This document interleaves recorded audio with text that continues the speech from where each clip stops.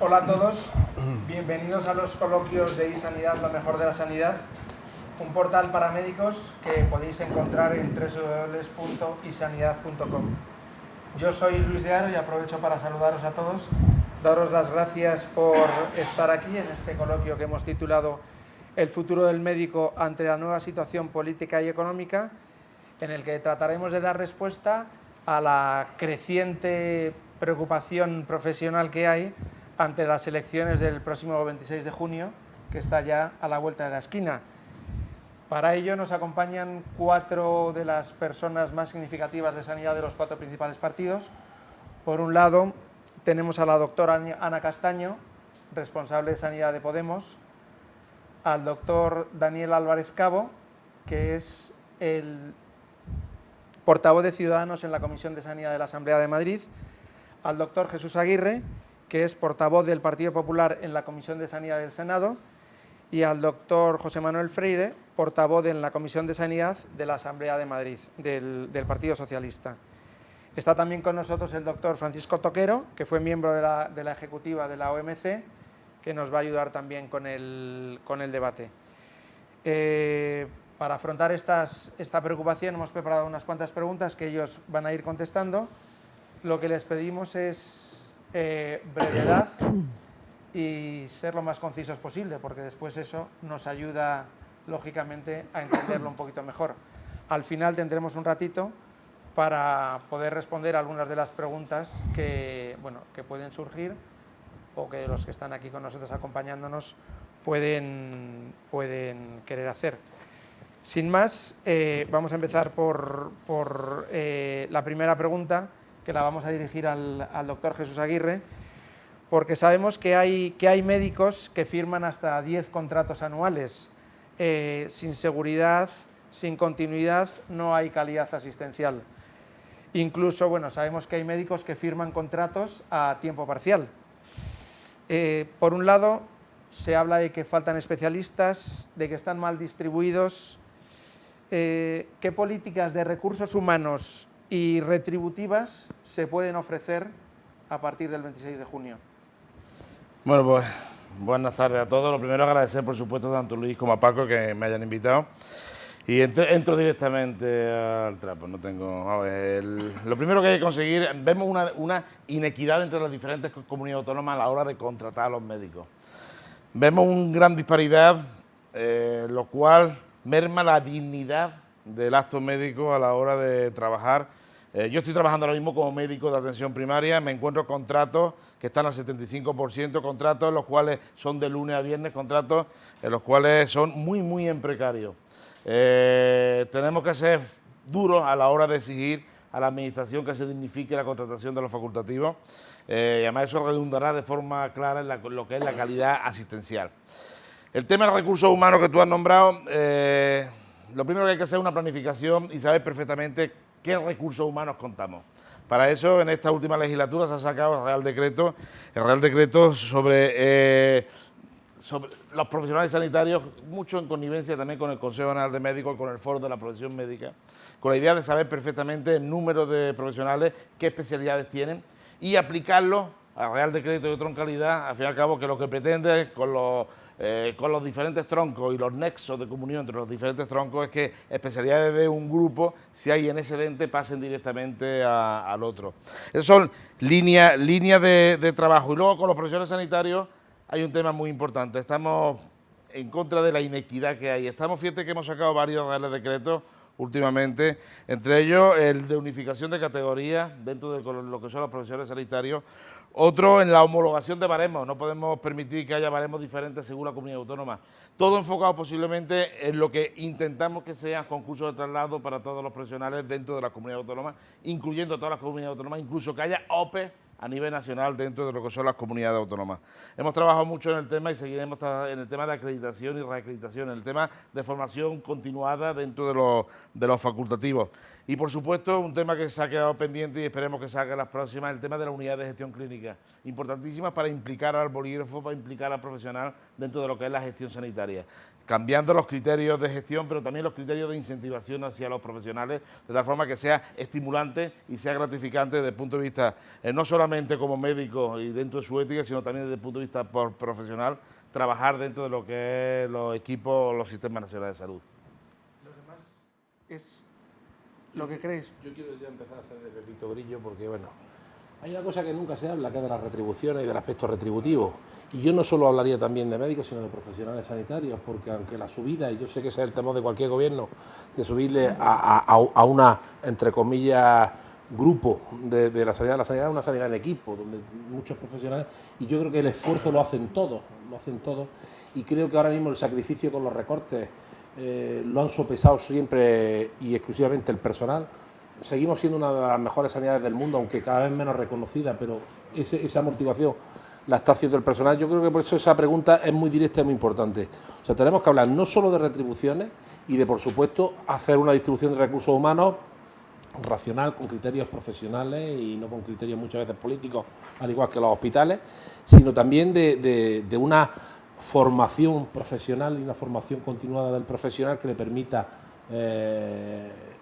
esa cartera de servicios que tenemos, adecuarla y que sean buenos profesionales y racionalizar su distribución. No todos los hospitales pueden tener un servicio de cirugía cardiovascular, ni todo. Entonces, yo me gustaría más que también contestéis en ese sentido. Hablar del aspecto retributivo, del aspecto de promoción del profesional en ese sentido y, por supuesto, de que está muy bien dejar participar al profesional. La unidad de gestión clínica dicen que así lo hacen, pero las experiencias que hay no son ciertas, no lo hacen así, porque eso es como si a mí me dicen que gestione la casa SEA y no me dan el dinero ni los objetivos, sino simplemente me dicen las normas, las directrices. Yo simplemente Manuel, un poco Daniel, confiar en el profesional en ese sentido. No, ¿Por ese orden o cómo? Bueno, como Vamos queráis, interviniendo, entonces. Sí.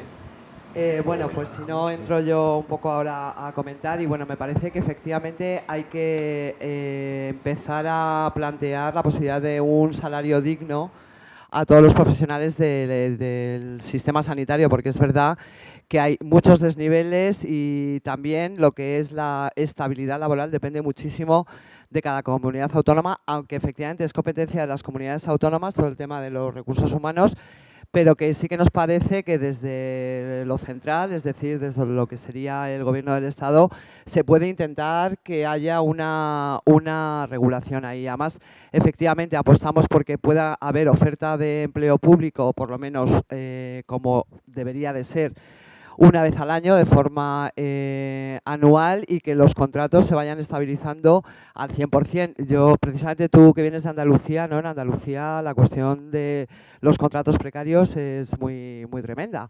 Sí, yo creo que es una de las comunidades que está en ese sentido más afectada. Y luego yo creo que en función de la pregunta, faltan especialistas y están mal distribuidos, me parece que lo que hay que abordar es el modelo de salud, el modelo sanitario que queremos, porque en función de eso, según cómo sea el modelo, se va a poder plantear qué tipo de especialistas y cuál va a ser esa distribución. Es decir, no es lo mismo un modelo hospitalocéntrico que pivote fundamentalmente en lo que es una atención a agudos que un modelo sociosanitario cuyo el pivote fundamental va a ser la atención primaria, ¿no? Entonces yo creo que en función de eso también habría que hacer un buen plan con evaluación, de cuáles son las necesidades en salud y en función de eso plantear también cuál sería el número de especialistas.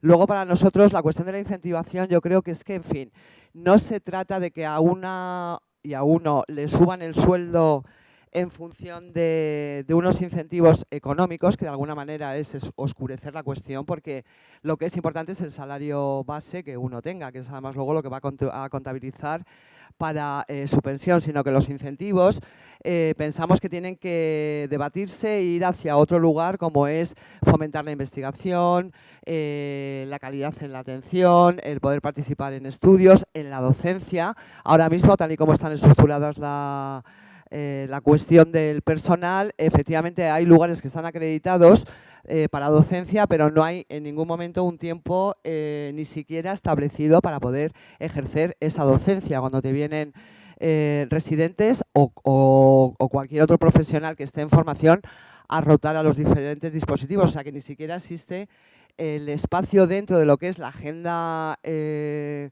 de asistencia ni siquiera se contabiliza esa posibilidad, con lo cual para nosotros los incentivos creo que tendrían que apuntar a otra cuestión, y también nos parece muy importante, esto iría en la promoción de la carrera profesional, que habría que buscar otra vía que no fuera el incentivo económico, porque a mí me parece que eso es pervertir lo que podría ser un salario digno, que tiene que ir desde otra vía. Y también nos parece muy importante el poder fomentar la gestión por competencias. ¿Esto qué quiere decir? Que dentro del sistema sanitario hay diferentes lugares o diferentes secciones donde uno puede hacer la gestión sanitaria, y entonces no sería, no sé cómo decir, gerentes sin más, ¿no? En función de en qué lugar estén ocupando o desarrollando su gestión, sino que creo que efectivamente, como hay diversos niveles, habría que de alguna manera fomentar y en este caso retribuir la gestión por competencias. Por ejemplo, yo soy jefe de sección de un servicio de salud mental comunitaria, que haces gestión de equipo y que podrías hacer también gestión sanitaria, pero no tenemos financiación, no manejamos partidas para poder estructurar lo que sería la atención concreta en un barrio concreto bajo el modelo sociocomunitario. Entonces, creemos que efectivamente, como hay diferentes niveles, fomentaríamos lo que es la gestión por competencias. Sí, yo iría de lo... Bueno, buenos días. Primero quería agradecer a Sanidad la invitación. Yo no he agradecido nada, yo también agradezco. Lo general es que la financiación del sistema sanitario público en los últimos años se ha revelado insuficiente como consecuencia de la crisis. Y uno de nuestros propósitos sería incrementarlo progresivamente hasta llegar a un 6,4% del PIB. Otra cuestión es que en un sistema tan descentralizado como el español, el sistema de financiación autonómico, que ahora mismo tiene bastantes deficiencias, impacta de manera muy desfavorable en la disponibilidad presupuestaria para políticas sociales de las comunidades autónomas. Incluso las comunidades autónomas de régimen general, obvio Navarra y el País Vasco, que tienen un régimen fiscal propio, en las de régimen general el dinero disponible por ciudadano y año para la atención sanitaria tiene un rango de más o menos 300 euros, que eso en términos agregados es mucho dinero. Y eso explica, entre otras razones, las diferencias salariales. Se dice siempre que el sistema sanitario español es eficiente en términos de los resultados que ofrece con el coste que está representando, pero esa eficiencia en buena parte descansa en los lomos, perdonad la expresión, de los profesionales, que tienen salarios que están por debajo de la media europea. La unificación plena de los salarios no la vemos posible porque es algo que determinan cada uno de los servicios regionales de salud, y en un Estado autonómico es una competencia que tienen ellos. ¿Qué podemos hacer desde el Gobierno central? Hay que propiciar, eso como digo, una mejora de la financiación, hay que intentar que ese rango de diferencias entre unos profesionales y otros que existe en la actualidad sea menor. Nosotros creemos que hay que ir retomando de manera progresiva la carrera profesional, que muchas comunidades autónomas pararon como consecuencia de la crisis. Hay comunidades autónomas que están llegando a negociaciones con las organizaciones sindicales para a lo largo de la legislatura y recuperándola de forma progresiva, y tiene que ser una carrera profesional que esté basada en la valoración del trabajo clínico, de la actividad docente, de la actividad investigadora y, lógicamente, del compromiso con la organización. Nosotros sí que somos defensores de un incremento de la parte variable de los salarios. Creemos que uno de los problemas que tiene el sistema público en su conjunto, no estoy hablando solamente de la sanidad, es que es un sistema, y lo digo como empleado público desde hace muchos años, que trata por igual al profesional comprometido que al profesional que no se involucra de verdad en el trabajo que realiza. Y tiene que haber algún reconocimiento a efectos retributivos para los profesionales. La discusión está en la definición ajustada de esos objetivos, ¿no? Tienen que ser objetivos que realmente representen resultados en salud, mejora de la eficiencia, pero no poner el foco en lo económico, sino básicamente en los resultados en salud, y siempre basado en una negociación con los profesionales. Nosotros creemos además que en estos últimos años ha faltado de alguna manera a las distintas administraciones sanitarias respeto a los profesionales. Los ejemplos que estamos poniendo de los contratos precarios son uno de ellos, y que se han tomado decisiones sin darles participación, sin escucharlos. Creemos que la gestión del sistema tiene que estar basada en la involucración de los profesionales, porque son ellos los que en el día a día innovan, ¿no? Los profesionales sanitarios, médicos, enfermeras, fisios, todas las categorías profesionales innovan en su práctica clínica y seguro que pueden hacer aportaciones muy interesantes en términos de gestión también. Eso es un aspecto que a nosotros nos parece muy importante. Y hay determinadas cuestiones, como la estabilidad en el empleo, que en las parlamentos autonómicos donde estamos presentes estamos intentando influir.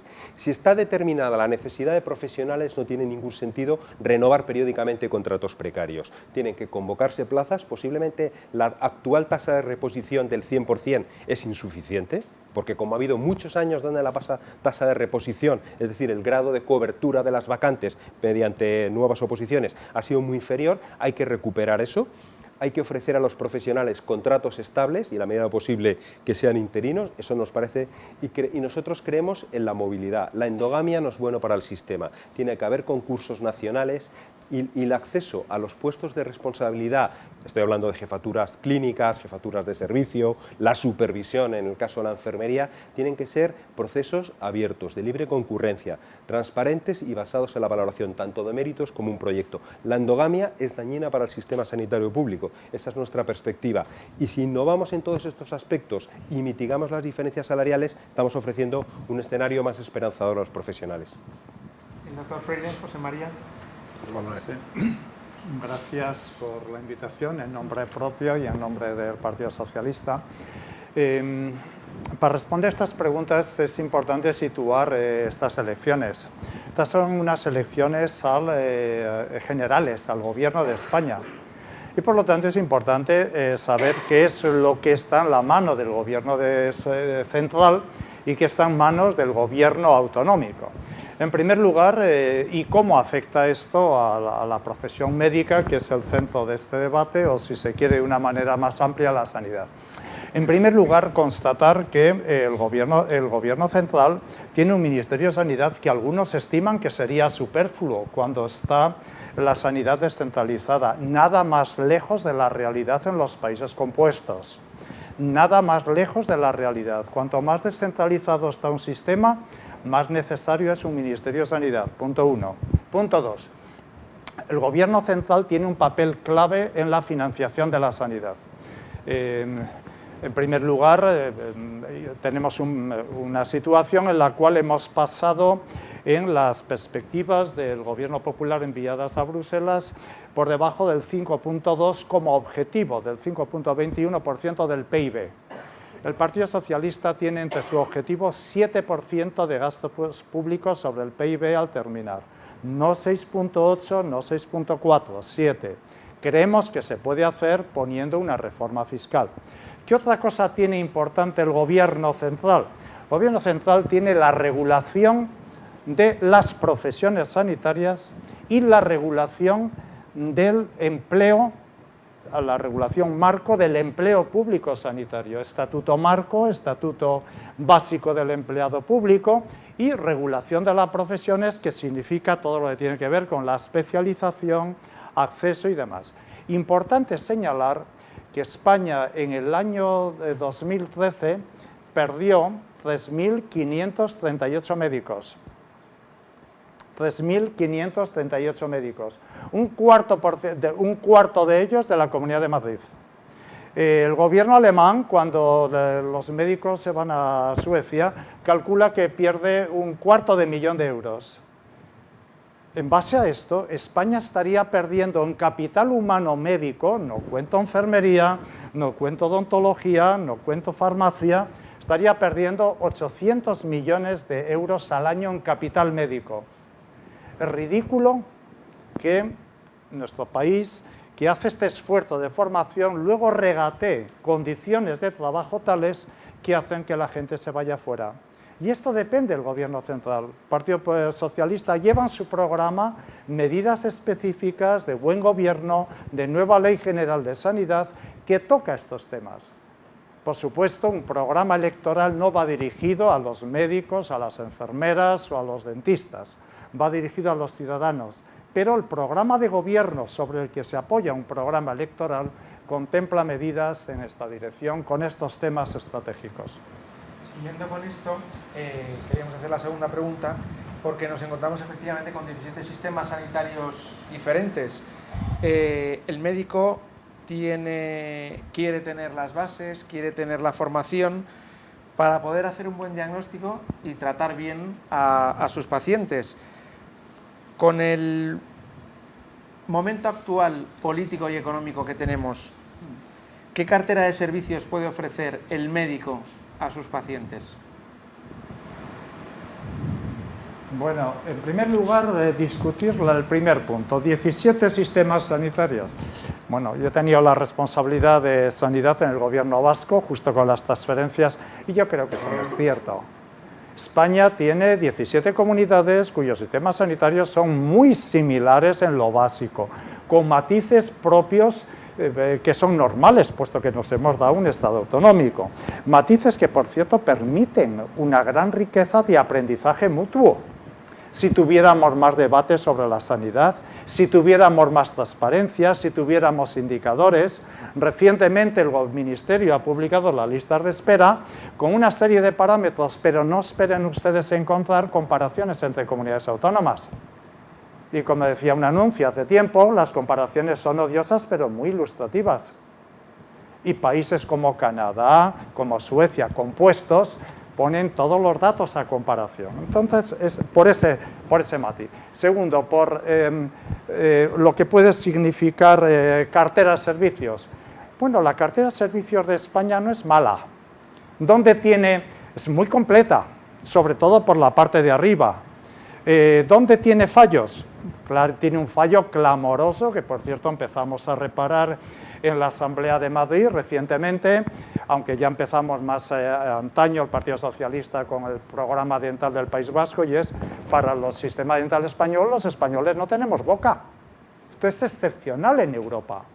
Esto es muy excepcional en Europa. Segundo, hay algunos problemas de prestaciones sanitarias, por ejemplo, relacionados con la infancia, gafas para niños, aparatos auditivos, aparatos ortoprótesis, por cartera de servicio, Y luego en la práctica está en la cartera de servicio, pero somos muy malos en atención domiciliaria, tanto de enfermería como médica. Somos uno de los países que menos visitas médicas hace a domicilios. En ese sentido, estas son cosas a tocar. Yo creo que los ciudadanos, si echan de menos algunas cosas en la cartera de servicios, son esas. Por supuesto, rehabilitación no la hacemos bien, paliativos tenemos un gran déficit, pero la gente lo que creo que quiere fundamentalmente es calidad de atención. Y por ahí iría más. Yo quiero matizar una cosa, estando de acuerdo en lo que ha dicho José Manuel Freire. Sí es cierto, te acordarás de la estrategia P21, que las comunidades usan esa pequeña independencia que tienen para competir en vez de para trabajar al unísono. Ninguna fue capaz al Ministerio de darle un dato como de renta, ¿qué dedica usted per cápita a atención primaria? O sea, quiero decir, cuando se establecen estrategias, las comunidades, en vez de usar el sistema sanitario para trabajar conjuntamente, lo utilizan para competencia, para mercadeo, ¿no? Yo creo que la pregunta que hizo Luis iba más en ese sentido, porque ciertamente la cartera de servicios debe ser transversal y debe estar racionalmente distribuida, como la investigación. Es absurdo tener un equipo de 1 millón con 1 millón de subvención, o sea, mejor 5 equipos con 1 millón cada uno, es mejor tener un equipo fuerte con 5 millones. Entonces yo quiero matizar o que contestéis la pregunta es, ¿cómo veis que se transversalice una cartera de servicios? No como hasta ahora, que es una cartera básica que cada comunidad añada, sino para que no haya esas diferencias comunitarias. Antes hemos hablado de las retribuciones, es cierto que es competencia de cada comunidad, pero salvo algún complemento graciable, las retribuciones son prácticamente las mismas, salvo en las horquillas extremas del intervalo, ¿no? Que es donde más se nota, ¿no? Entonces yo creo que se refería a eso. ¿Hacer alguna brevísima puntualización. El programa del Partido Socialista viene reducida a las 3 carteras que puso el Partido Popular en el Real Decreto 16-2012. Entonces, hacer unas competencias más transversales, yo creo que lo hemos entendido, ¿no? Hay 17 comunidades autónomas, 17 sanidades que están transferidas, 17 formas de entender muchas veces la sanidad o de entender al paciente. Hay una cartera básica, por supuesto, de obligado cumplimiento de todas las comunidades autónomas. Hay unas carteras complementarias, donde cada comunidad autónoma da unos servicios, muchas veces provocando no equidad con el resto de las comunidades autónomas. Lo que sí es verdad, y todos sabemos, que dentro de la cartera básica y dentro de la accesibilidad, incluso a los propios medicamentos, hay una gran disparidad según las comunidades autónomas, una u otra. El Gobierno central tiene que intentar mantener la máxima cohesión dentro de todas las comunidades autónomas y que el paciente, si es el eje del sistema, no note ninguna diferencia independientemente de donde sea atendido. Os pongo un ejemplo que lo hemos trabajado mucho a lo largo de este tiempo, que es las técnicas de información y comunicación en salud. Había 17 modelos de historia clínica con 17 formas diferentes que no eran ni siquiera interoperables, donde todas las comunidades autónomas habían invertido un dinero muy grande en su desarrollo de TIC salud. Sin embargo, no eran operativos porque habían mirado más que el ombligo. Tiene que haber un gobierno central, como ha pasado ahora, que haga interoperable y que consigamos que la historia clínica o que la receta electrónica, independientemente de la comunidad autónoma donde viva, haya un feedback o haya una comunicación perfecta de transmisión de información en beneficio del paciente de uno y otro. E igual que esto, había un tema que era la red de evaluación de tecnología y medicamentos. Cada comunidad autónoma evaluaba un medicamento, lo integraba o no integraba en su cartera de servicios y cada una hacía su capausayo. Ya por fin se ha conseguido que haya una red única a nivel del gobierno central en la cual evalúa un medicamento y a través de índices de posicionamiento terapéutico los manda a las comunidades autónomas y todas las comunidades autónomas más o menos utilizan ese IPC y esa red de evaluación de nuevas tecnologías. Está la plataforma de compra centralizada, es sencillamente una compra en escala, en la cual ha ido funcionando.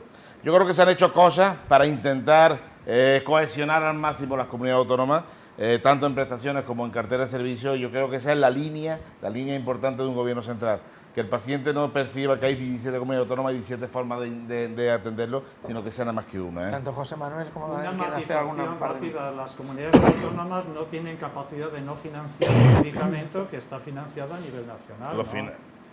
Pero las comunidades autónomas evaluaban un medicamento y la aplicaban o no lo aplicaban en su hospital según les diera a entender. Ahora mismo, con la red de evaluación de medicamentos y tecnología sanitaria, la evaluación es nada más que central. Y hemos visto en el índice de posicionamiento terapéutico con el tema de la hepatitis C, donde ha habido más o menos el obligado cumplimiento de todas las comunidades autónomas a la hora de atender a los pacientes fase 2. En el tratamiento del DICEL, por ejemplo, no pasa eso. Bien.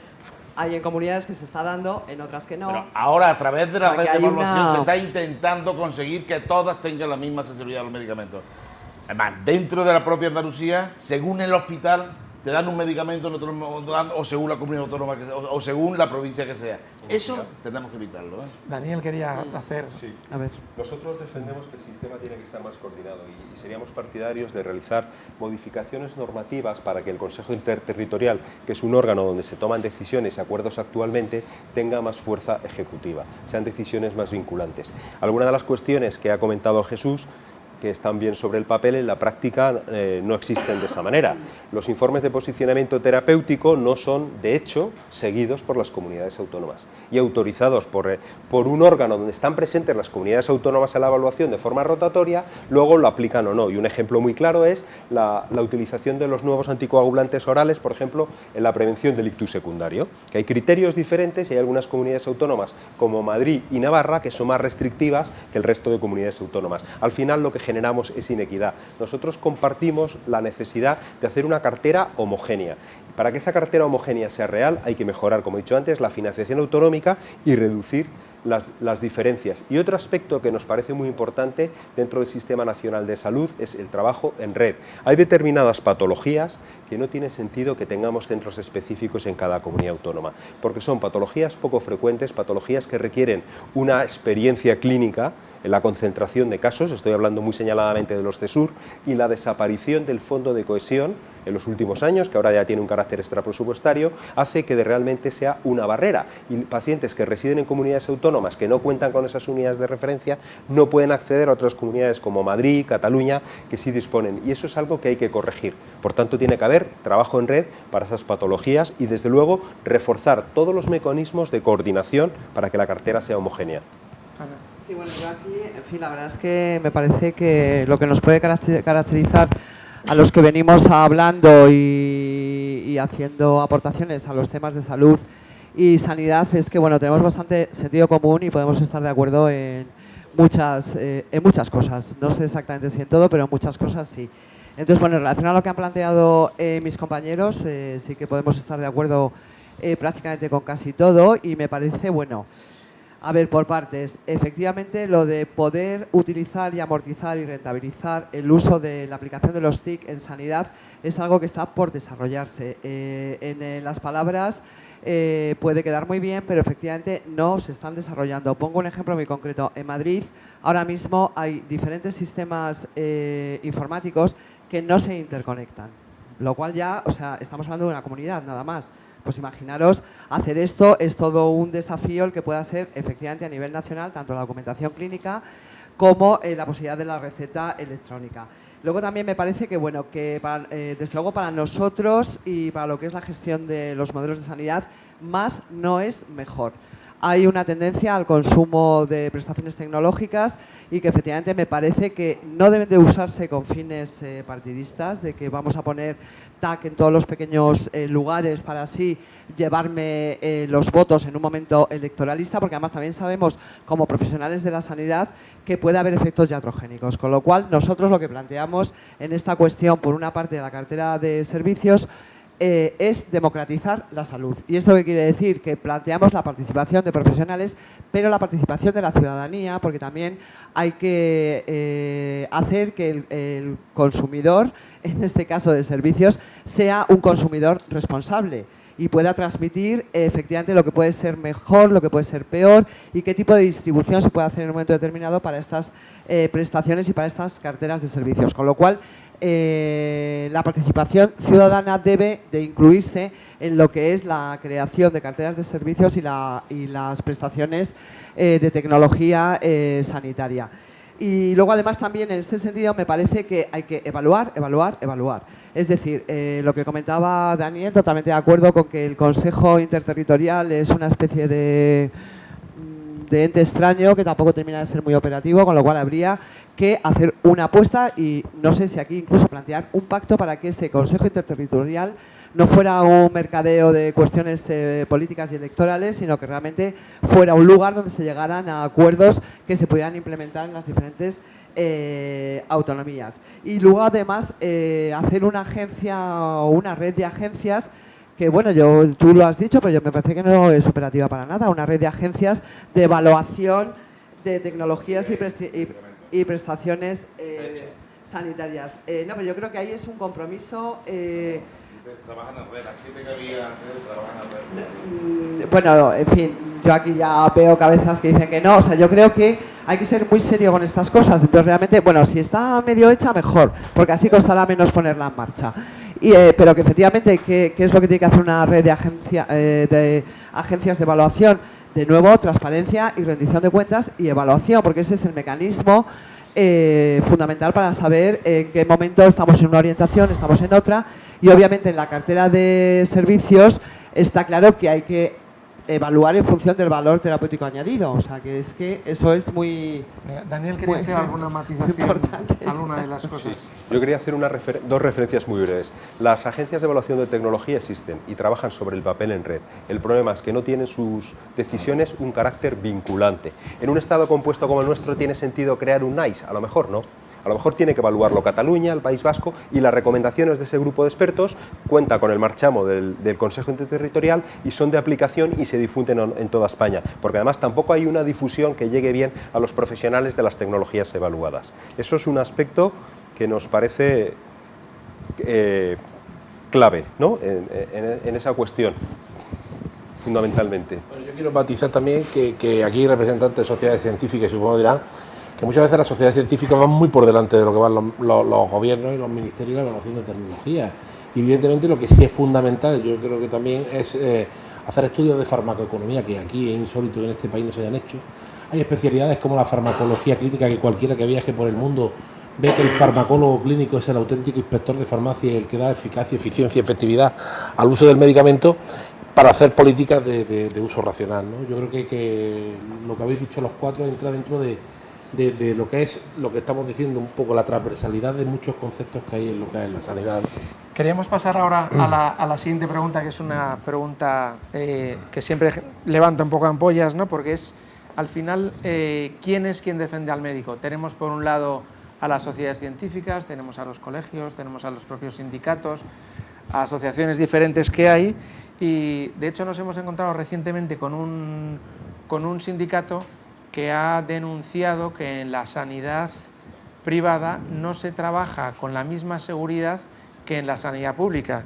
Entonces, yo quería preguntar, empezamos por Ana, si efectivamente en la sanidad privada el médico trabaja de una manera diferente a lo que después exige en la sanidad pública. si eso es una diferencia que realmente existe, porque al final con lo que nos estamos encontrando es que no sabemos quién es quien está defendiendo al médico en su carácter profesional. Sí, no, bueno, eso es una muy interesante pregunta, porque yo creo, bueno, que desde lo estatal se debe de regular lo que sería la defensa de, bueno, del médico y los actos que puede llevar a cabo. Pero vamos, en este sentido, yo pienso que, no sé, o sea, si por sanidad privada se plantea una sanidad privada independiente o una gestión pública. Cuando nosotros, vamos, claro, es que no es lo mismo. Cuando entendemos sanidad privada, entendemos asistencia privada, no gestión privada de los centros públicos. Vale, sí, no, porque ahí cambia el matiz, porque en ese sentido yo creo que, vamos a ver, nosotros en nuestro programa está clarísimo que defendemos una sanidad pública de gestión pública directa, y que además eso obviamente estaría regulado desde el Estado, con todas las garantías que puede dar el Estado en esa regulación, también para los profesionales que trabajan en el sistema sanitario. Me parece que en la sanidad privada, claro, si el salario de un médico va a depender de lo que es el acto, o sea, si se paga por acto, eso puede llevar a una desviación hacia la cuestión del lucro y del nicho de negocio en relación a lo que hace la sanidad, ¿no? Con lo cual me parece que habría que garantizar que no fuera tanto por el acto médico en sí mismo. Es decir, por ejemplo, yo lo que conozco más es las cuestiones que hacen a los conciertos con la privada, o las derivaciones a la privada, en donde si prima más, si uno va a depender su salario del número, por ejemplo, de nuevos que vea, pues puede incrementar mucho el número de nuevos, disminuir los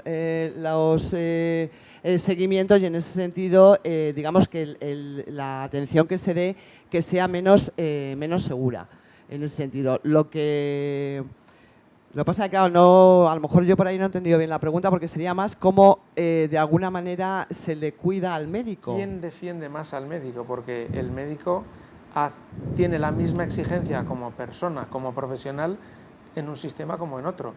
Claro, y entonces, pues en fin, no sé, yo también... Viene la colación de que también habría que preguntar si... No sé qué sindicato habrá sido. Si en lo público te defienden, ¿eh? No, había dicho que la sanidad privada era de menos calidad o incluso más insegura. Eso es, pero yo tengo que decir una cosa como médico, profesional. entonces. O sea, la profesionalidad del médico no debe ser puesta en duda, porque es el que debe de poner la ética y el trato al enfermo.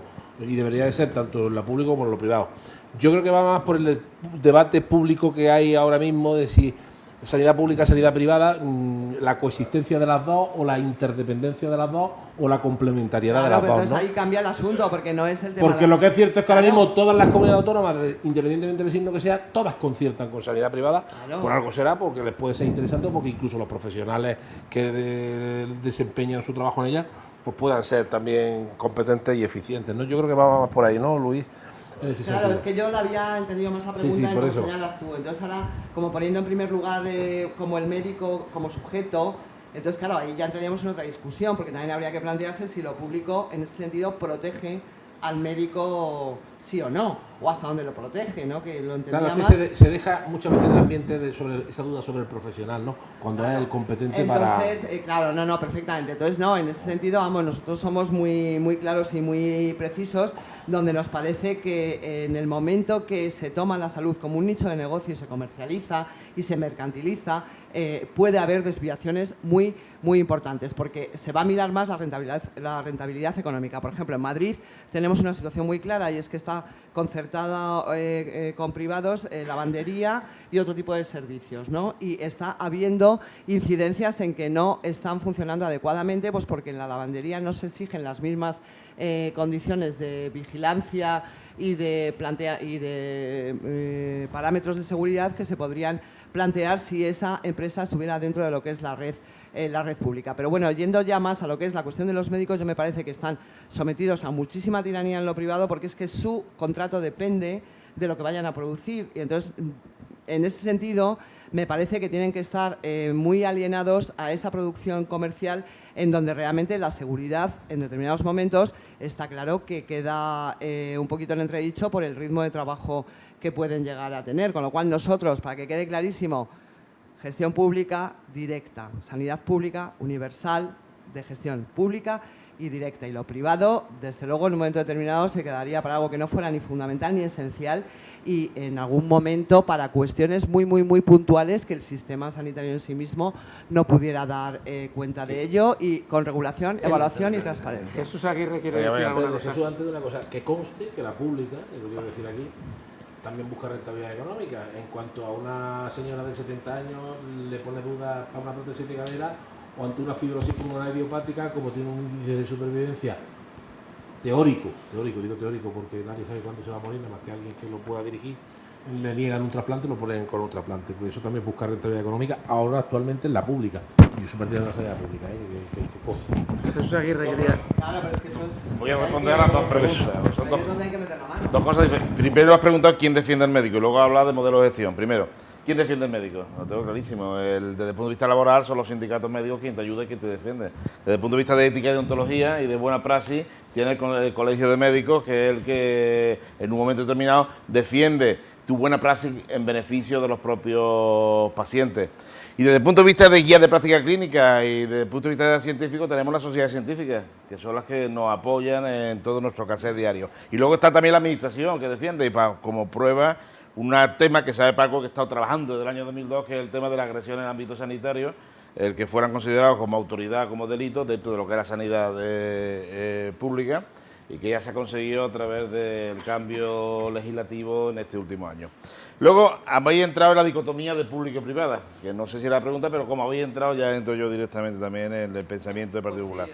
Nosotros no hablamos de sanidad buena ni mala, hay nada más que una sanidad de uno para todos y de todos, y lo queremos que sea lo mejor posible. Diferenciamos perfectamente lo que es la provisión de la financiación. La financiación de la sanidad es pública, como todos sabéis, a través de los impuestos. La provisión, cada una de las comunidades autónomas, dentro de la legislación vigente, busca la provisión que mejor le vaya. Pública, privada, concertada, externalizada, como sea. Todas las 17 comunidades autónomas externalizan o provisionan de forma diferente según como le crean más oportuno. Buscando siempre el qué, la eficiencia, y buscando el qué, el que el paciente no tenga que pagar en esas externalizaciones. Yo no he visto ninguno que haya ido con la visa oro a ningún concierto, ni siquiera en Andalucía. En Andalucía tenemos todo el jarafe sevillano que lo lleva San Juan de Dios. Cádiz, parte de Málaga y Huelva lo lleva al Hospitalet de Pascual, que están concertados. La resonancia magnética de los TAE, el 52% lo lleva Resalta y otro tipo de empresas a nivel de Andalucía. Y funcionan muy bien, el paciente se ve bien, los costes son eficientes, porque si no, no estarían externalizadas. Luego, eso de buenos y malos yo creo que lo quitaríamos. Yo hablaría de optimizar los recursos entre pública y privada y sumarlo, y siempre en beneficio del paciente y en beneficio de la eficiencia de aquel gestor que le hemos dado nuestros recursos para que nos dé una mejor sanidad a mínimo precio, en pro de la eficiencia. Yo ese tema, el partido lo tiene claro y lo defiende. Lo que pasa es que hay ahí una serie de movimientos raros, de humo, de no sé cuánto, que se está en la sanidad. La sanidad no es una de todo y por todo, no existe pública y privada, es nada más que una. Daniel quería también... Sí, es difícil con todo lo que se ha planteado ser sintético, lo voy a intentar, ¿no? ¿Quién defiende al médico? El médico lo tiene que defender el propio médico, y lo ha dicho Jesús, tiene que ser a través de los organismos de participación, colegios, sindicatos, sociedades profesionales, que cada una tiene un objetivo. Yo creo que tienen que hacer una reflexión las tres instituciones, y muy señaladamente sindicatos y colegios, de por qué no cuentan con el suficiente arraigo entre los profesionales. Y tiene que haber un ejercicio de autocrítica. Recientemente estuve en un debate en el Consejo General de Enfermería y defendí esa misma posición en relación con las enfermeras. Porque son instituciones que además tienen incluso un reconocimiento constitucional y sin embargo no tienen tirón entre los profesionales o no suficientemente, ¿no? Y es un apoyo mayoritario. En relación con el tema de la sanidad privada que se ha planteado, yo distinguiría en primer lugar que hay una realidad que no podemos cuestionar. Hay millones de españoles que deciden, a pesar de contar con cobertura pública, gastarse un dinero mes a mes en un seguro privado. Y eso en algunas comunidades autónomas como Cataluña y Madrid ronda el 30% de la población. Eso es una actividad donde la administración, las consejerías, también es la consejería de la sanidad privada. Y el que tiene que ser el garante de los derechos de los pacientes y que se hacen las actividades de acuerdo con el estado del arte y de forma adecuada, tiene que ser las consejerías, ¿no? Eso es a lo que se refiere la actividad privada pura.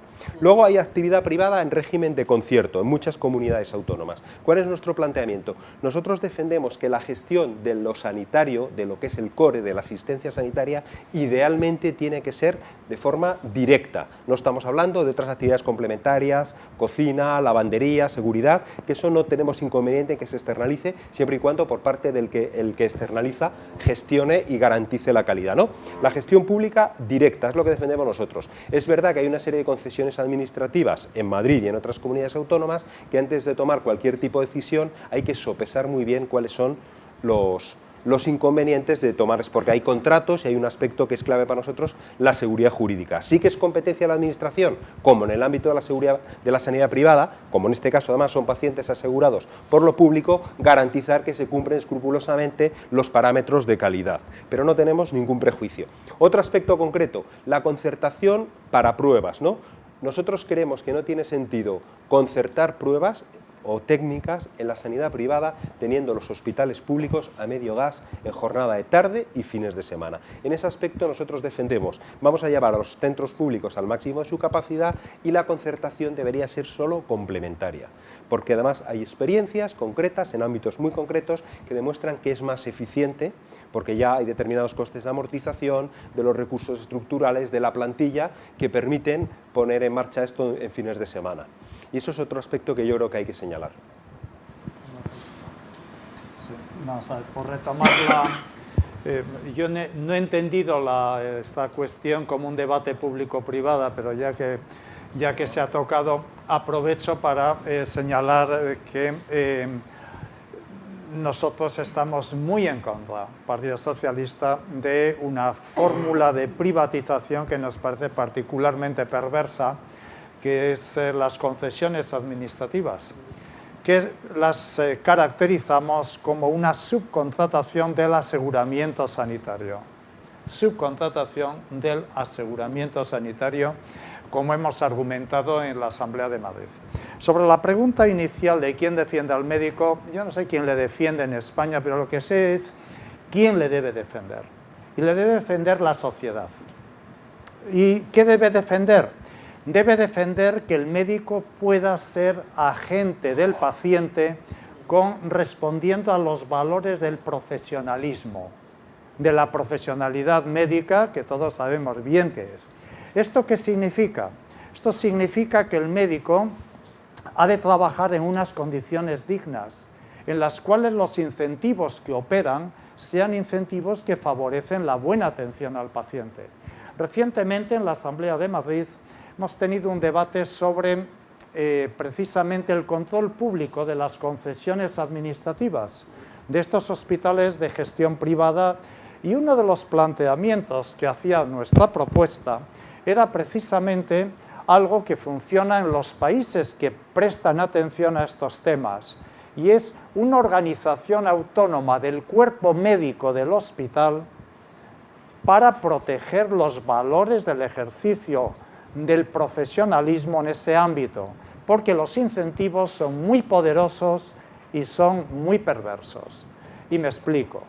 En los hospitales privados, por ejemplo, de Estados Unidos, el cuerpo médico tiene una organización autónoma y lo tiene incluso en los hospitales públicos franceses, que se llama Comisión Médica del Establecimiento, cuyo presidente es el segundo de a bordo del hospital. Es decir, proteger a los médicos de aquellos incentivos que potencialmente podrían ir en contra de los intereses de los pacientes nos importa a todos. Esta es una reflexión que tiene enormes connotaciones operativas. Me quedo con la reflexión también de José María, porque aquí en España se produce una dicotomía. Es cierto lo que dice, en Estados Unidos, cualquiera que haya estado, yo que he trabajado en el Mercy, la Asociación Médica Americana es justo la defensora. Hay que empezar a trabajar con esa cultura, pero también es cierto, y tengo que defender al médico, de que el médico se siente invadido por los criterios políticos en cuanto al uso de terapia, al uso de diagnóstico, al uso de medios de diagnóstico, y había que establecer un consenso que diera libertad al ejercicio de la profesión. No se puede olvidar que la medicina es una lex artis dentro de los límites, por supuesto, y de los márgenes, y al mismo tiempo, por supuesto, la imperación o el ser imperativo, el tratamiento del paciente, que yo creo que hoy, salvo alguna oveja negra que la hay en todas las profesiones, ningún médico lo hace, porque es una profesión ahora mismo denostada, mal pagada y maltratada, ¿no? En términos genéricos hablando. Entonces, yo me sorprendo cuando la élite de los estudiantes, pues son la élite, con las notas que sacan y con la capacidad de estudio y de sacrificio que tiene, pues eso es lo que hablábamos antes, se tienen que ir fuera incluso, porque ir fuera no creo que sea plato de gusto, porque es un sacrificio para cualquiera, ¿no? Pero sí están buscando incluso no solo el formarse, sino el beneficio del paciente. O sea, cuando uno aprende una técnica es para el beneficio del paciente. Hay que lograr ese consenso y quizá con esa comisión, con un organismo que lo aquilate todo y lo deje todo bien delimitado. Uso de protocolos, de guías de práctica clínica, etcétera, etcétera. La última pregunta, que se refiere un poco a que el sistema sanitario está cambiando, es un sistema sanitario que está preparado, orientado y diseñado para los agudos, y sin embargo cada vez hay más crónicos, cada vez hay más dependientes, y el sistema necesita resolver este problema.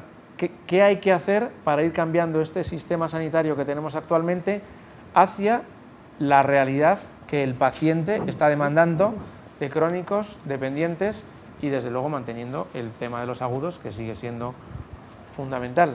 Y yo ya diría cómo dar otros roles a profesiones sanitarias. Vamos, no iba a decir amigas ni hermanas, sino sanitarias también, ¿no? Daniel.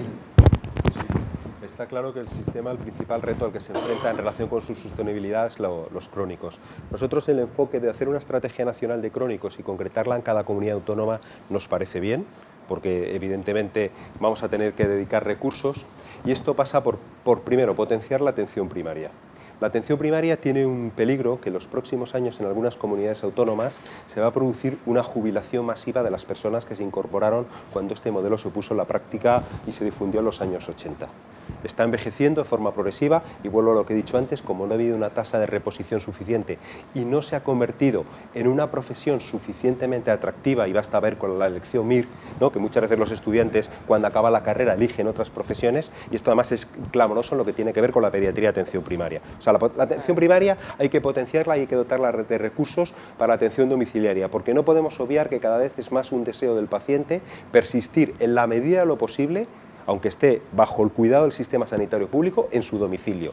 Hay que reconvertir de manera progresiva camas de agudos en centros de media y larga estancia. Los hospitales de agudos han hecho un gran esfuerzo para la reducción de la estancia media, para la ambulatorización de los procesos, la cirugía, por ejemplo, es clave, o determinadas técnicas invasivas que antes hacían con ingreso, ahora mediante los hospitales de día permiten que sea mucho más rápido la permanencia del paciente en el hospital, y eso tiene que ser una apuesta. Y tiene que haber una integración funcional y un compartir la historia clínica con los servicios sanitarios, con los servicios sociales, perdón. Estoy hablando con las residencias de ancianos, y hay que explorar nuevas fórmulas de colaboración con el sector privado, porque el sector privado, con ánimo y sin ánimo de lucro, tiene una larga trayectoria de atención a los pacientes en el ámbito sociosanitario, y no podemos obviarlo. Y nosotros somos defensores, sobre todo con entidades sin ánimo de lucro, de establecer alianzas permanentes, no un concurso que se hace a la baja en plan de subasta por un par de años, no, algo que signifique una alianza permanente, una relación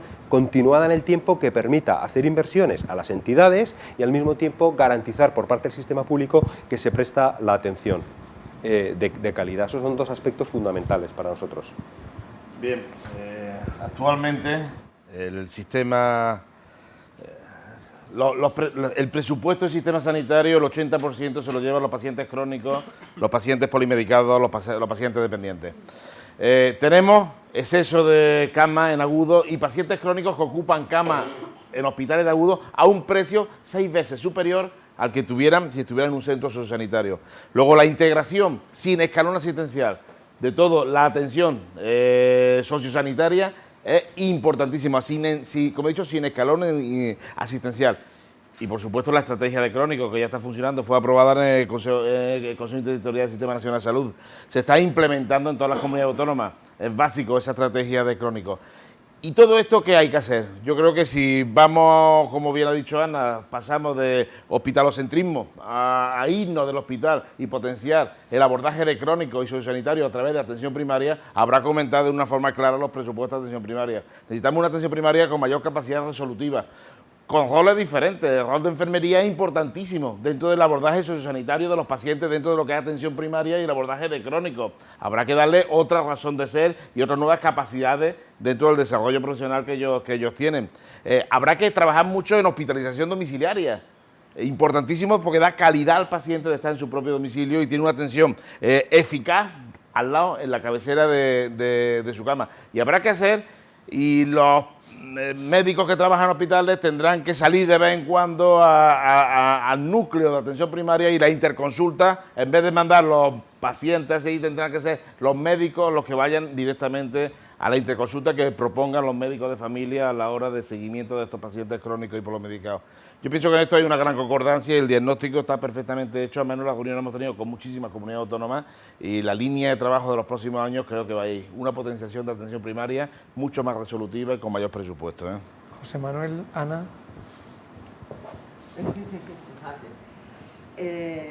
Bueno, pues sí, vamos, yo ya lo he dejado caer antes en una de mis intervenciones y bueno, la verdad es que estoy así como sorprendida porque parece que estamos todos demasiado de acuerdo.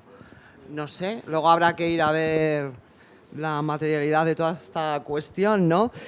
Vamos a ver, desde luego el modelo que defiende Podemos es el modelo sociocomunitario, sociosanitario fundamentalmente y de implementación en la comunidad.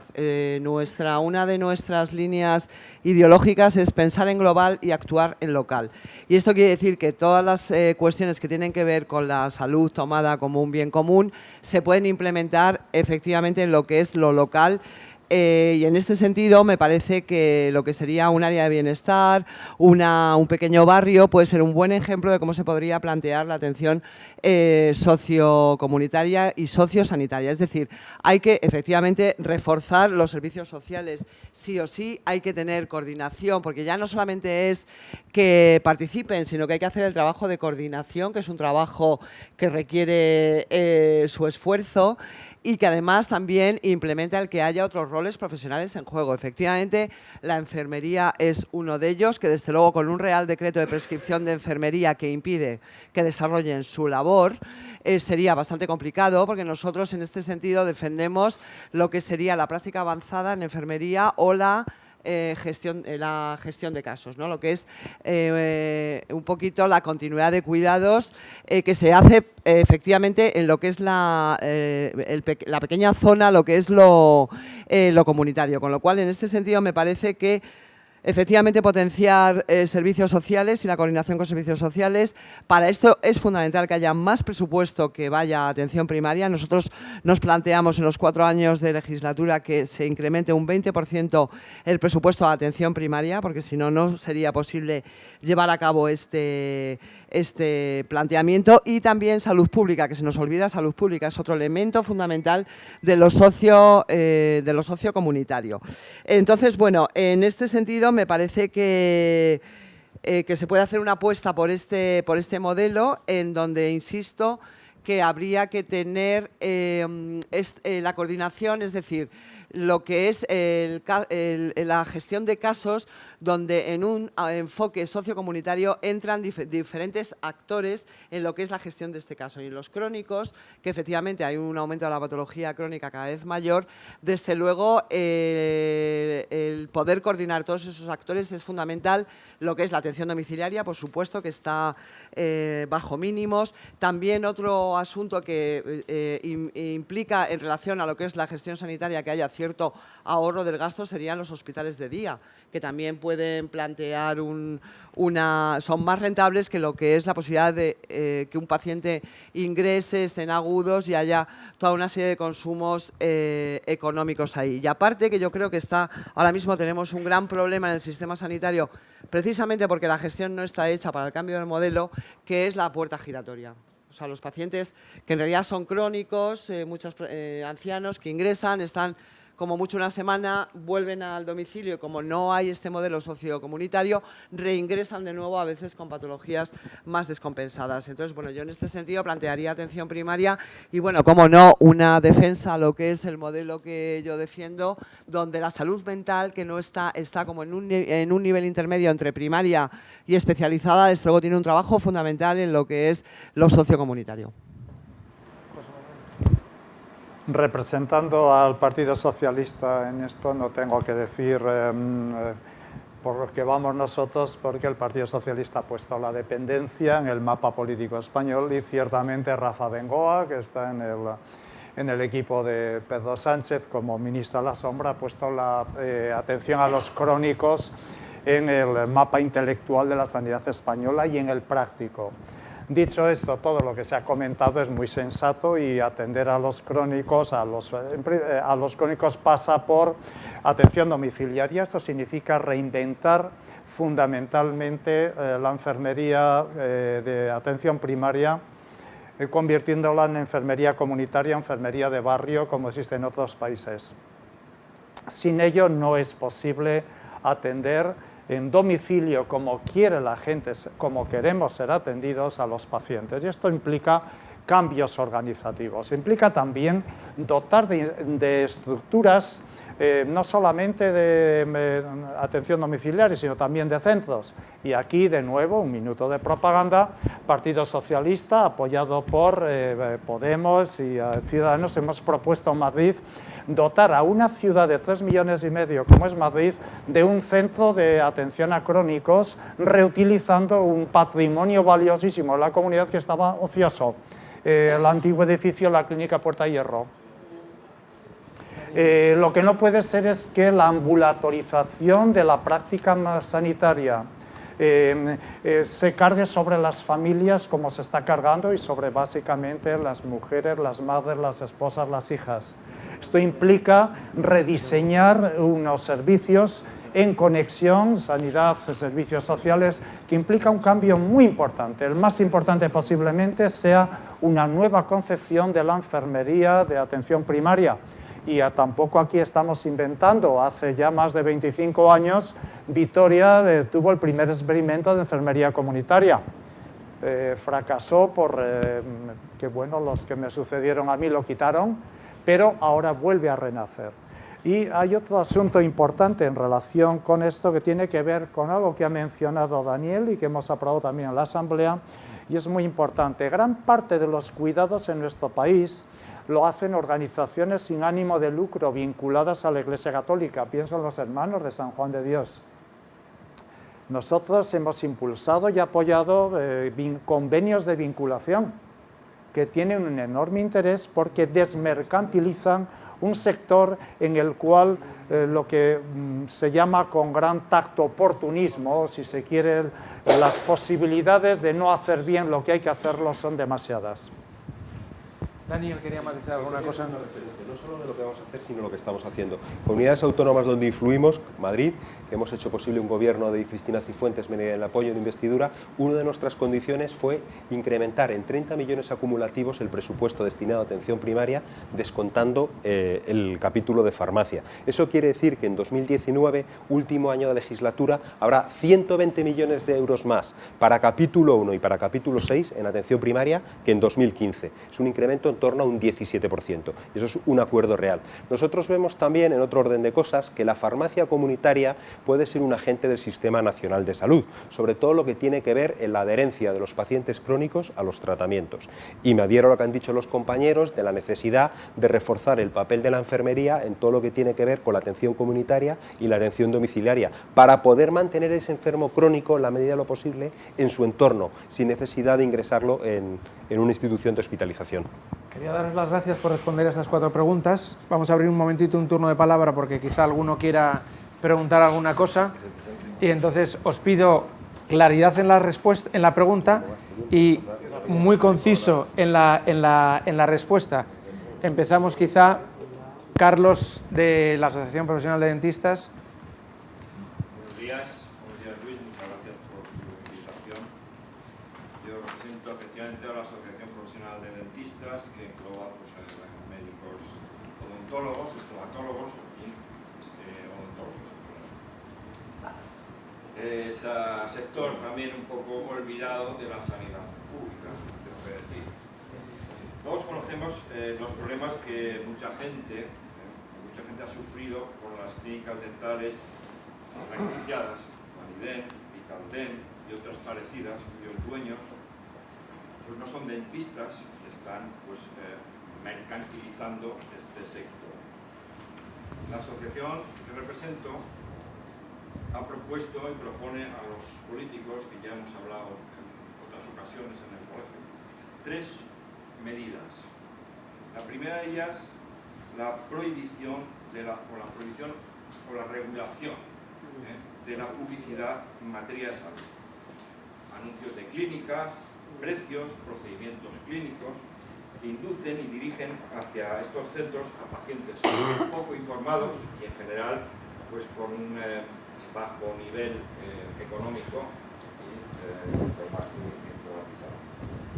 La segunda, conceder las licencias de apertura de clínicas sanitarias o centros sanitarios tan solo a los profesionales de la salud y evitar que entre en este sector todo esto que hemos dicho, estos empresarios que van a mercantilizar el sector. La tercera, que es la más importante y creo que el origen de todo, es el del numerus clausus. Numerus clausus en universidades públicas y privadas para evitar lo que está sucediendo actualmente, que tenemos 3 veces más dentistas de los que necesita el país.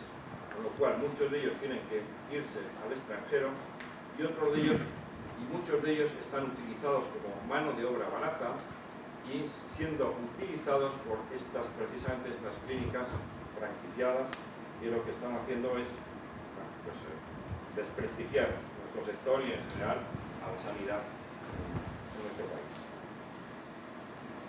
Medidas que por otra parte existen ya en otros países de nuestra comunidad y que en algunas comunidades autónomas creo que están empezándose a utilizar. Carlos, perdona, te pido quería plantear simplemente eso, si son posibles claridad en la pregunta para... son posibles estas 3 medidas que planteo. Se está trabajando ya en temas de publicidad, bueno, se está trabajando desde hace muchísimo tiempo en temas de publicidad engañosa, sobre todo en temas de alimentación y salud, por las repercusiones negativas que tiene de cara a la salud de la ciudadanía. Se ha tenido reuniones con el Consejo General de Dentistas con el tema específico intentando desde el Ministerio de Sanidad ver cómo articular de que hay una publicidad engañosa e intentar cegarla. Son líneas de trabajo actuales. Y luego el tema número clausus, un tema que a debate que sale de año a año, no solamente en vosotros antes tenéis un déficit, había un déficit, ahora tenéis un superávit bastante importante, igual pasa... Sí, bien, pero hablo de eso, en lo que es espacio-tiempo, pero los médicos yo me acuerdo en mi época había un fondo de maniobra de 30.000 médicos en paro, y luego, esto es un tema cíclico. La verdad es que no tenemos ningún registro, es muy complicado y esperemos que ahora ya hay obligación de verter todos los datos, tanto de los consejos generales profesionales como de las diferentes comunidades autónomas, al Ministerio a la hora de hacer, que ya se está haciendo el registro estatal de los profesionales sanitarios. Ese es el primer punto de partida y de ahí tendremos que hablar con la NECA e intentar frenar la puesta en marcha muchas veces por empresas o universidades privadas de diferentes especialidades porque no aportan nada dentro de lo que es el establecimiento. Daniel y José Manuel. Es absolutamente necesario regular la publicidad engañosa, de hecho hay comunidades autónomas que lo han hecho. Esto tiene el objetivo de evitar fraudes a los pacientes, ¿no? Ya no hablamos de consumidores, estamos hablando de pacientes. Y tiene que haber una regulación homogénea en toda España. Eso es un problema que ahora mismo no hemos atajado de manera razonable. En cuanto a la prohibición de que abran clínicas privadas otros propietarios, es como si dijéramos que el propietario de una clínica privada tiene que ser médico. Yo creo que lo que hay que poner el foco es que tiene que haber siempre un director técnico que sea dentista. Y el problema es que los registros de los que disponen las administraciones sanitarias no están actualizados. Se pone un nombre que luego no se verifica. No pasa nada que sea una sociedad privada, una sociedad anónima incluso, mientras se cumpla escrupulosamente que el director técnico es un dentista, es una información actualizada y responde desde el punto de vista profesional y deontológico. Y la tercera cuestión, lo del numerus clausus, en un acto que hubo recientemente en el Colegio de Odontólogos y Estomatólogos de la Primera Región, vuestro presidente del Consejo General, Óscar Castro, habló de la plétora de dentistas que había en España. El problema, esto es una actividad también económica, aunque es sanitaria, y aquí rige la ley de la oferta y la demanda. Y lo que ha permitido ese exceso de dentistas, lo que ha provocado es el subempleo, la explotación de distintos profesionales. Y eso, evidentemente, habrá que hacer un estudio basado en el Registro Estatal de Profesiones Sanitarias y habrá que hacer un ajuste. No tiene sentido que se empleen recursos públicos o privados, porque hay muchas universidades privadas, en formar a profesionales que luego van a estar subempleados. ¿No? Como sociedad nos estamos engañando o van al extranjero. José Manuel quería decir algo también. Sí. En relación a la publicidad, lo hemos dicho en más de una ocasión, la Asamblea de Madrid, el modelo del País Vasco es muy sensato y muy generalizable. Comparto lo que menciona Daniel Álvarez Cabo sobre ligar propiedad y no es posible, no nos lo permite posiblemente Unión Europea, ni es deseable en una profesión. Sobre numerus clausus, clarísimamente es más fácil para la sociedad regular numerus clausus que regular el conjunto de incentivos que operan sobre una masificación profesional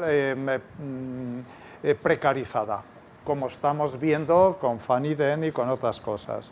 Por lo tanto, se impone aquí una regulación de esto y ciertamente, no es por meterme con mi colega, pero donde el Partido Popular ha gobernado es escandalosa la connivencia entre centros privados y políticos en el poder, a veces con connotaciones nada santas. Como nos queda poco tiempo... Bueno, sí, perdón. Sí, en relación a lo que os preguntaba, nada, muy rápidamente, bueno, que además son muy del sentido común los planteamientos que traéis y me parece que, bueno sí, en sanidad hay corrupción también, la sanidad privada, un montón. Entonces, bueno, efectivamente lo de la publicidad engañosa es que hay que regularlo, pero inmediatamente por los efectos que tiene directamente en lo que es la salud y la buena salud, ¿no? Con lo cual ahí totalmente de acuerdo. Luego, los planteamientos, claro, si se tratan de empresas privadas habrá que buscar mecanismos de regulación para que efectivamente yo creo que depende del Estado que haya un buen hacer en todo lo que tiene que ver con la salud, aunque sean en sectores privados o con diferentes agentes, con lo cual de nuevo también habría que plantear una evaluación, ¿por qué no?, también a esas empresas privadas en función de que están interviniendo en la salud de la población. Y luego yo creo que el número tiene bastante que ver porque efectivamente si se entra en la mercantilización, en lo mercantil y en el tema de lo que hace a nuestra salud dental, hay algo de lo mercantil, yo creo que también habría que empezar a regular, bueno, ya en la Asamblea lo están empezando a hacer, lo de los planes de salud bucodental, porque si tú haces una actitud preventiva en salud bucodental, seguramente también habrá odontólogos que puedan estar más en la salud pública, trabajando para luego poder, a lo mejor en todo caso, hacer prestaciones determinadas en lugares a lo mejor más privados que, bueno, en un momento determinado ya quizás tienen que ver un poquito más con cosas que tocan más lo estético, que es absolutamente deseable, ¿por qué no? Entonces yo creo que también habría que haber una regulación de todo lo que son los planes de salud bucodental. Nosotros hemos planteado que es atención primaria y salud pública uno de nuestros pilares fundamentales, entonces eso seguramente a lo mejor sería una manera de empezar a cribar el tema de los números clausus y como nos claro, va quedando poco tiempo, tenemos dos preguntas más. Voy a pedir que las hagamos juntos y luego os pido un minuto de respuesta para los dos, ¿no? Por un lado tenemos a la doctora Carmen Valdés, de Atención Primaria. Muchísimas gracias, Luis, por la invitación. Gracias a todos ustedes. Con algunos de ustedes sí que he tenido la ocasión de coincidir y de partir con usted, doctora Alas, también he tenido el placer, pero vamos, encantado. Oírla. Dos cosas, al margen, sobre cuatro preguntas. El compromiso de organización me parece vital, que todos ustedes, como médico de atención primaria, os he dado un cargo de responsabilidad, me ha tocado vivir mareas blancas, movimientos políticos, encierros en los centros de salud, con lo cual, bueno, pues como médico de a pie, que paso todos los días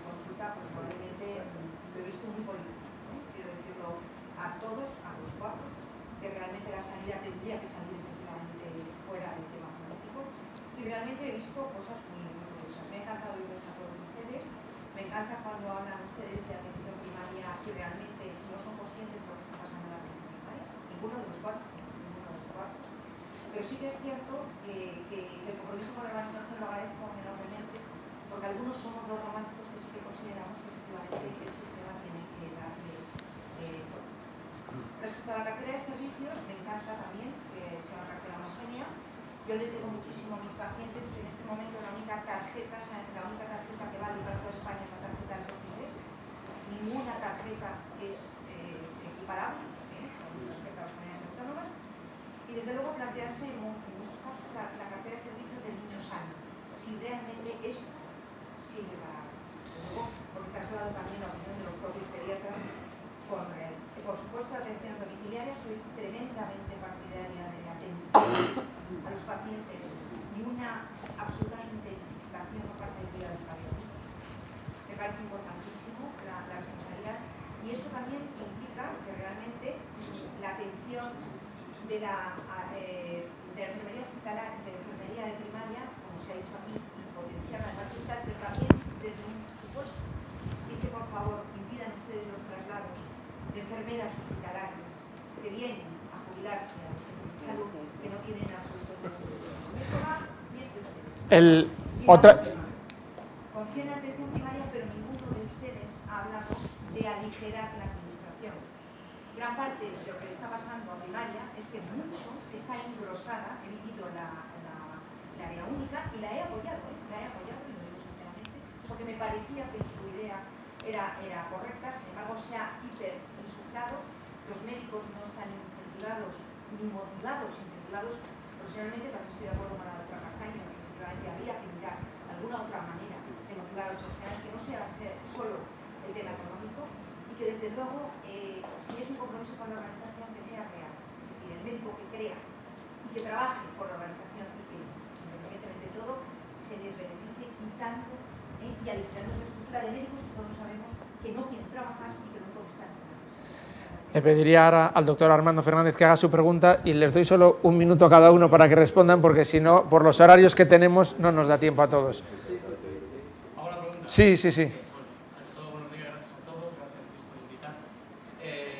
Yo represento a la Asociación de Clínicas sin Internamiento, ya estamos hablando de privado de toda España. Entonces yo he venido aquí interesado en un poco la opinión toda vuestra. Yo también soy médico, aparte del presidente de la Asociación de Clínicas. Evidentemente expreso un poco lo que es la gran preocupación que tenemos los que estamos en el sector. Estamos hablando de más de medio millón de trabajadores, médicos, enfermeros, administrativos, todos los que trabajan en nuestros centros sin internamiento, insisto. También están los hospitales de la privada, quiero decir. Hoy en día, a nosotros es una cosa que nos da bastante miedo, es el hecho de hablar de dicotomía. Yo creo que debemos hablar de simbiosis, quiero decir, la sanidad privada y la sanidad pública, la pública y la privada, tienen que ir en muchas cosas de la mano. Hoy en día en España el 70% de los hospitales son ya privados. No hablo solamente ya de, antes me parece que Daniel has comentado lo de que a pesar de que hay mucha gente que tiene, obviamente, la salud universal, también tiene concertado un seguro privado. Y hay varias otras preguntas, por ejemplo, ¿por qué el único modelo que tenemos donde algunos privilegiados pueden elegir público-privado, que es muy fácil? 8 de cada 10 que pueden elegir eligen privado. Yo le preguntaría el por qué. Entonces, a mí una cosa que me preocupa es evidentemente, qué futuro, porque ya no hablo ni siquiera de concierto, de universidad pública, no, yo me refiero, porque cuando he hablado de lo que cobramos los médicos de la privada, no sé si sois conscientes de ello. Hay médicos, actos médicos en la privada, estoy hablando de las islas sanitas en el largo, etcétera, de compañías, que pagan de una manera absolutamente indigna. Y ese es un tema que nosotros intentamos pelear y luchar y defender, pero hasta ahora ha sido una batalla perdida, entre otras cosas porque somos pequeños, somos muchos, muy difuminados, y es complicado ponernos todos de acuerdo. Entonces yo quería un poco, y termino, preguntaros cuál es vuestra, si realmente seguimos hablando de dicotomía, podemos empezar a hablar de analizar las cosas en conjunto. Yo os pido solo un minuto a cada uno, de verdad. Hablé antes de esa dicotomía de bueno y malo, de pública y privada. no la contemplamos nosotros, mucho menos. Aquí, como tú has dicho, son complementarias. Aquí lo que es importante es sumar recursos. Si entra en cartera de servicios, entra dentro de la gratuidad, dentro de la cartera de servicios para el paciente, y lo que hay que hacer es sumar recursos en beneficio del paciente. El paciente no entra, como bien ha dicho Carmen, con la visa o con ningún sitio a la hora. Sí, el paciente no sabe si tú eres laboral, estatutario o funcionario. El paciente lo que quiere es ser bien atendido y de la mejor forma posible y a la mayor rapidez posible. Luego, el tema es sumar recursos en beneficio del paciente, siempre ahí nos encontraremos. Referente a Carmen, yo llego tarde, pero porque hoy no, pero ayer estuve en mi centro de salud, sector sur, pasando consultas de 8 a 3, en una zona muy deprimida, donde tengo muchísimos problemas y me conozco medianamente, digo porque... Y sufro lo de la enfermería, estoy totalmente de acuerdo. No había caído en ese detalle, pero la mayoría son enfermeras que vienen de hospitales y no tiene esa singularidad que tiene la enfermería a nivel de atención primaria. Por supuesto que hay que potenciar la atención primaria. Yo siempre he luchado desde Alma-Ata. Desde Alma-Ata estoy yo liado con el tema de atención primaria y fíjate, hace años ya ¿te acuerdas que ya estamos hablando de finales de los años 70, cuando yo estaba ya metido en temas de atención primaria? Yo espero que de verdad todos nos concienciemos el tema ese. Por ir terminando, algo que contestar a... Mi minuto de oro. Bueno. No, minuto de oro. No, pero bueno, ya aprovecho, claro, por supuesto. Vamos a ver, lo que comentabas, Carmen, conozco perfectamente atención primaria, yo vengo de a pie de calle. Combino la actividad política con mi trabajo en un servicio de salud mental comunitaria con mucha coordinación, cuando es posible, con primaria. O sea que sí que me conozco bastante bien todos los intríngulis y todos los manejos en relación a lo que es la atención primaria. Y efectivamente, con lo que dices de enfermería, que van de alguna manera con todo este tema de los traslados y demás, a veces te encuentras con personas que por ahí es un poquito complicado, que habría que reciclar. Hay otra cuestión de la que no se ha hablado y es que está la especialidad. En enfermería hay personas ya que están formadas, sobre todo hablo de lo que conozco, que es enfermería en salud mental comunitaria, que luego no se contratan como tales. O sea que se ha hecho una inversión del Estado en formar a una serie de profesionales de enfermería y que luego no se contratan porque las bolsas no van por ese lado. En cuanto a lo que dices a la politización, y también con esto a lo mejor engancho un poquito con la otra cuestión, es que me parece que ha habido un deterioro y un desmantelamiento brutal y sin precedentes de lo que es la sanidad pública, y por eso hay un momento que efectivamente la sociedad civil ha salido a protestar, incluidos también los profesionales, con lo cual me parece que si la sanidad no se hubiera deteriorado de esa manera, no se hubiera politizado. Entonces, ahí está, es una realidad que está ahí y hemos perdido dignidad, tanto los profesionales como también los ciudadanos, en lo que es las prestaciones. Con lo cual, mientras haya que reivindicar, vamos a reivindicar, y yo soy activista de la Marea Blanca, con lo cual, en ese sentido, creo que cuando hay que alzar la voz, se alza la voz. Lo he dicho claro, nosotros planteamos gestión pública directa, entonces me parece que con lo que señalas de lo privado, que estoy totalmente de acuerdo, que es un abuso el que hay, donde también habría que plantearse cómo se lleva a cabo la reforma laboral, incluso en los lugares privados, donde tiene que haber unas garantías de un salario y de una manera de estar que sean dignas en ese sentido. O sea que nosotros nos planteamos revertir los conciertos con la privada en aquellos lugares que sea posible llevarlo a cabo. ¿Con qué? Con auditorías. Entonces me parece que cuando uno ha hecho bien su trabajo no hay por qué tener ningún temor a las cuestiones de las auditorías, y me parece que también os debéis de organizar en ese sentido para plantear los derechos laborales. Efectivamente, no puede ser que haya ese abuso por parte de las empresas privadas que contratan a médicos en cuanto al salario y las condiciones laborales, vamos, Daniel. Claramente. Sí, yo primero que vota Podemos para el cambio. Yo primero voy a contestar a Armando. Bueno, nuestra posición respecto a la sanidad privada, la concertación y todo eso, lo he dicho antes, no voy a extender. Creo que un problema que hay es que las compañías aseguradoras han entrado en una guerra de precios para captar clientes en los últimos años y han trasladado esa disminución de los costes a vosotros, a las clínicas y a los profesionales individuales. Y ese ha sido un tema también de oferta y demanda, ¿no? Se le vende al paciente la moto, dicho en términos coloquiales, deba contar con un seguro privado muy bajo coste, pero claro, eso se traslada a otros que sois los que lo estáis sufriendo. En relación con lo que ha comentado Carmen, yo estoy plenamente de acuerdo en que hay que sacar del debate, no político, porque es un tema de política, pero sí del debate partidista. Ha habido, en mi opinión, demasiada visceralidad, demasiado ruido, y aunque por parte de distintos gobiernos autonómicos de todos los signos, derecha e izquierda, en los años de la crisis se han adoptado decisiones de recortes, y es muy curioso el análisis que hace la Asociación de Directores de Residencias de Ancianos, que tiene una orientación quizá más tirando a la izquierda y que pone manifiesto que ha sido Cataluña sin duda el que más ha recortado, ¿no? Bueno, pues yo creo que con independencia de todo el ruido que se ha generado, hay que bajar el pistón y hacer un debate mucho más sosegado y alejado del debate partidista para mejorar la atención primaria. Lo de las enfermeras es clave, yo coincido con Ana, ya que existe una especialidad de enfermería familiar y comunitaria que en Madrid se ha incorporado al catálogo de puestos de trabajo en unos presupuestos apoyados por Ciudadanos este año, y hay que incorporar profesionales de atención primaria para evitar que vengan personas que no tienen ningún conocimiento de la atención primaria. Y en lo que no puedo estar de acuerdo, Carmen, porque ni mis palabras ni el programa de Ciudadanos lo dejan traslucir, en que no conocemos la realidad de la atención primaria. En Ciudadanos la conocemos, y yo personalmente también, aunque no trabaje en ella. José Manuel. Por partes, en relación con las clínicas privadas y la medicina, el Partido Socialista tiene una tradición suficientemente larga en la sanidad española como para saber dónde se mueve. Personalmente creo que la sanidad privada está muy mal regulada en nuestro país. Está muy mal regulada. Dentro de esto hay un problema también, la profesión médica está muy mal organizada. Algunas de lo que se paga por parte de las aseguradoras es totalmente incompatible con buena práctica profesional, pero eso es responsabilidad. Sobre la primaria, lo que has comentado, también por mi parte decirte que sabemos bien de qué va esto, ¿eh? No nos ofendas diciendo que no sabemos de qué va esto.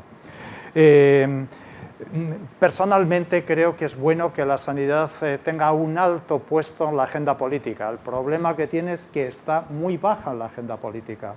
Una cosa es partidizar el debate y otra cosa es debatir basando en la evidencia de lo que funciona y no funciona. Por ejemplo, claramente el área única en Madrid fue un desaguisado insensatísimo. Una población de 6,5 millones de habitantes no puede ser gestionada desde una centralidad que ofende a la inteligencia organizativa de quien fuere. Dicho esto, necesitamos un debate basado en datos, en realidades. Por ejemplo, la enfermería es tan obvio, pero lo mismo que pasa con la enfermería pasa con la OPE de primaria. Falta de respeto inmenso, que cuando un médico se jubila tardemos un año en ponerle a ese paciente un médico fijo. Y mientras tanto tenemos en precariado al paciente y ofendemos a la ciudadanía poniéndoles médicos cada cierto tiempo. Si esto no existe en ningún país, ¿por qué lo mantenemos? Entonces, basada en la evidencia, no despolitización, sino politización basada en el análisis y en los datos. Bueno, muchísimas gracias a los 4 por estar, al doctor Toquero también, a todos los que nos han acompañado, y os esperamos en www.isanidad.com. Muchas gracias.